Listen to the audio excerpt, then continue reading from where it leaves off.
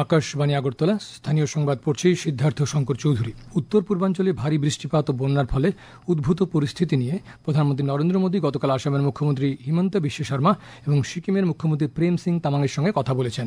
শ্রী মোদী ক্ষতিগ্রস্ত রাজ্যগুলির ত্রাণ ও পুনর্বাসন প্রচেষ্টায় কেন্দ্র সরকারের পক্ষ থেকে পূর্ণ সহায়তার আশ্বাস দিয়েছেন। ইতিমধ্যে রেলপথ জলমগ্ন হওয়ার ফলে NF railway Silchar Agartala express সহ কয়েকটি ট্রেন বাতিল করেছে। এদিকে গতকাল দুর্যোগপূর্ণ আবহাওয়ার কারণে স্থগিত উত্তর সিকিমের উদ্ধার অভিযান আজ সকাল থেকে পুনরায় শুরু হওয়ার কথা রয়েছে। মুখ্যমন্ত্রী অধ্যাপক ডাক্তার মানিক সাহা গতকাল পাটনার ডেন্টাল কলেজ ও হাসপাতালে অভিনন্দন সমারোহ অনুষ্ঠানে অংশগ্রহণ করেন। অনুষ্ঠানে তিনি বলেন, চিকিৎসা সহ বিভিন্ন ক্ষেত্রে ত্রিপুরা বর্তমানে বিশ্বের দরবারে নিজেকে প্রতিষ্ঠিত করেছে। পাশাপাশি কেন্দ্রীয় সরকারের বিভিন্ন উন্নয়নমূলক প্রকল্পের মাধ্যমে রাজ্য সরকার ত্রিপুরাকে স্বয়ংসম্পূর্ণ করতে প্রতিশ্রুতিবদ্ধ। পরে মুখ্যমন্ত্রী ডাক্তার সাহা বিহারের স্বাস্থ্য ও আইনমন্ত্রী এবং শিল্প ও বাণিজ্য মন্ত্রীর সঙ্গে সৌজন্যমূলক সাক্ষাৎকারে মিলিত হন। রাজ্যে বিভিন্ন স্থানে অতিবৃষ্টির জন্য জমা জল কমতে শুরু করেছে। আশ্রয় শিবির থেকে জনগণ বাড়ি ফিরতে শুরু করেছেন। সাংসদ বিপ্লব কুমার দেব গতকাল আগরতলায় সাংবাদিকদের বলেছেন, উত্তর পূর্বাঞ্চলে জাতীয় সড়ক নির্মাণে গুণগত মান বজায় রাখা হয়নি। এই বিষয়ে তিনি আগেও কেন্দ্রের সড়ক পরিবহন মন্ত্রী নীতিন গডকরির কাছে অভিযোগ করেছিলেন।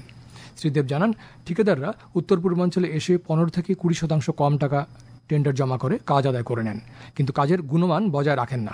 এমন ঠিকাদারদের বিরুদ্ধে ব্যবস্থা নিতে কেন্দ্রীয় সড়ক পরিবহন মন্ত্রীর কাছে অভিযোগ করবেন বলে সাংসদ শ্রীদেব জানিয়েছেন। আজ শিলচর আগরতলা এক্সপ্রেস 15664 নম্বর ট্রেনটি বাতিল করা হয়েছে। শিলচর স্টেশনে ট্রেন ধোয়ার পিটগুলোতে জল জমে থাকায় এই সিদ্ধান্ত নেওয়া হয়েছে বলে এনএফ রেলওয়ের পক্ষ থেকে জানানো হয়। রাজ্য সফররত এক কেন্দ্রীয় প্রতিনিধি দল গতকাল পশ্চিম জেলার বিভিন্ন ব্লকে কেন্দ্রীয় সরকারের বিভিন্ন উন্নয়নমূলক প্রকল্পের কাজ ঘুরে দেখেন। পরে তারা সরকারের প্রকল্পগুলোর অগ্রগতি নিয়ে পশ্চিম জেলার জেলা শাসকের সঙ্গে কথা বলেন। উল্লেখ্য, কেন্দ্রীয় সরকারের অপর সচিব ও আধিকারিকদের 142তম লেভেল ডি প্রশিক্ষণ কর্মসূচির আওতায় মোট 22 জন আধিকারিক রাজ্যে এসেছেন। প্রাণী সম্পদ বিকাশ দপ্তরের উদ্যোগে ঊনকোটি জেলার নানা স্থানে গতকাল থেকে শুরু হয়েছে বিশেষ প্রাণী স্বাস্থ্য শিবির। উদ্ভূত পরিস্থিতিতে সরকারের এই বিশেষ শিবিরে গোপালকদের প্রাণীদের স্বাস্থ্য রক্ষায় বিভিন্ন পরামর্শ দেওয়া হচ্ছে। পাশাপাশি প্রতিষেধক টিকা ও চিকিৎসা পরিষেবা সহ বিনামূল্যে ঔষধ বিতরণ চলছে। এদিকে ঊনকোটি জেলার দেও ও মনু নদীর জলস্তর স্বাভাবিক হয়েছে। দেশে নতুন করে কোভিড সংক্রমণের পরিপ্রেক্ষিতে রাজ্য সতর্কতামূলক প্রস্তুতি নেওয়া হচ্ছে। রাজ্যের স্বাস্থ্য অধিকর্তা আকাশবাণীকে জানান, এই বিষয়ে স্বাস্থ্য দপ্তরের পক্ষ থেকে সব রকমের ব্যবস্থা নেওয়া হচ্ছে।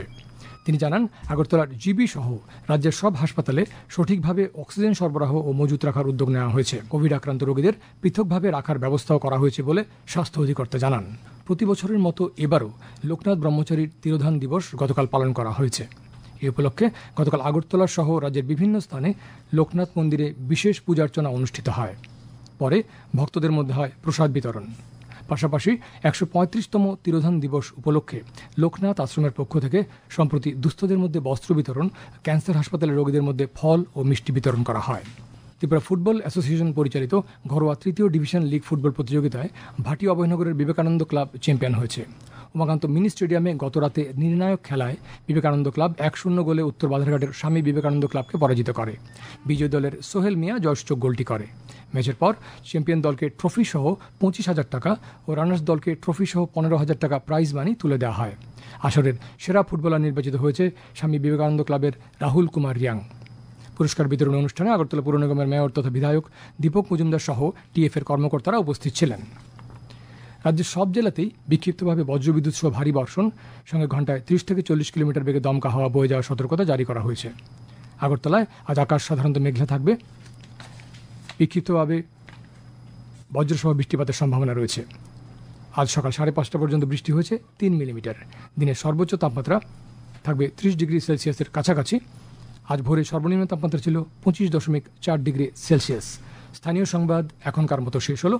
পরবর্তী স্থানীয় বাংলা সংবাদ প্রচারিত হবে আজ সন্ধ্যে 7টা বেজে